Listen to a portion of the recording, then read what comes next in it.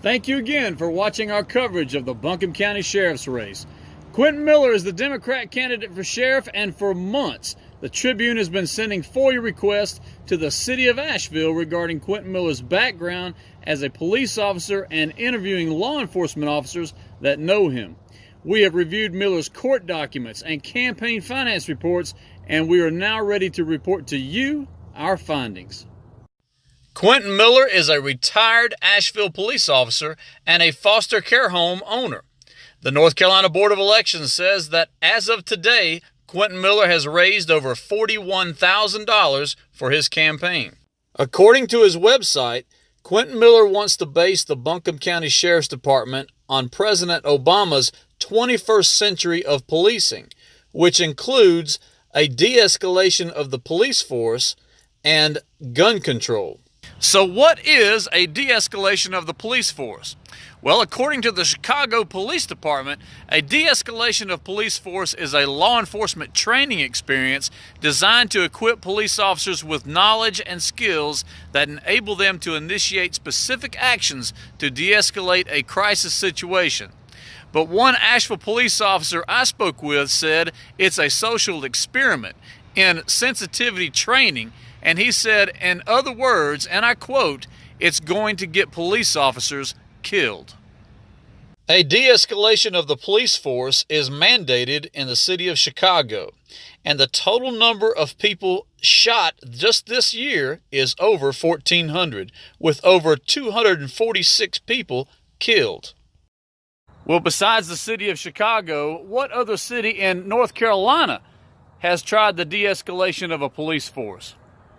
One would have to look no further than Asheville, North Carolina, where killings, rapes, and thefts have increased over 61% in the last year.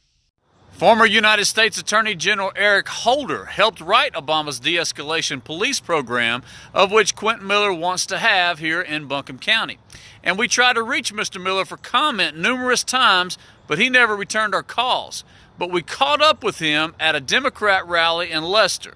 We asked him what his thoughts were about current Sheriff Van Duncan leaving the Democrat Party because of comments made by the former Attorney General Eric Holder. This is what Quentin Miller said. His exact words were that he does not identify with the Democrat Party anymore, and that he felt like that they've gone socialist with him, and he didn't like what Eric Holder had to say about police officers. In certain rhetoric that he had said. Eric Holder? Eric Holder? I'm not familiar with Eric Holder. Eric Holder? Who is Eric Holder? He was the Attorney General for the United States under Obama's administration. Okay. The North Carolina Police Benevolent Association recently endorsed Quentin Miller for sheriff, but threatened legal action against the city of Asheville for certain policies in their de-escalation of the police program. Other endorsements include former Asheville Mayor Lenny Sitnick, former North Carolina Democrat Chairman Patsy Keever, and Buncombe County Register of Deeds Drew Resniger, of which Mr. Resniger declined to answer questions about Quentin Miller. During the first debate, Republican candidate for sheriff Shad Higgins claimed Quentin Miller owed several businesses in Asheville money, and asked if Quentin can't handle his own checkbook, how can he handle the budget of the sheriff's department? Quentin Miller's response was, there is more than one Quentin Miller in Asheville.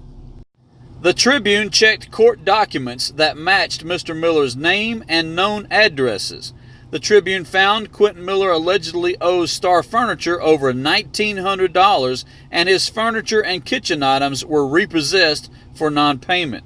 Another court document showed Mr. Miller owes the Spa Health Club almost $400.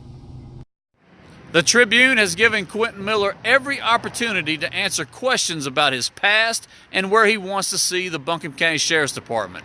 But he and his campaign staff refuse to return calls, emails, and when we did get to see Mr. Miller briefly, he either had no comment or had to join a meeting.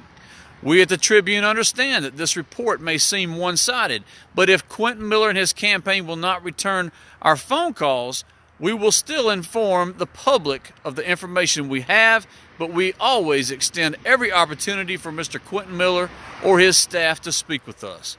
For the Leicester Leader and the Tribune papers, I'm Chad Nesbitt reporting.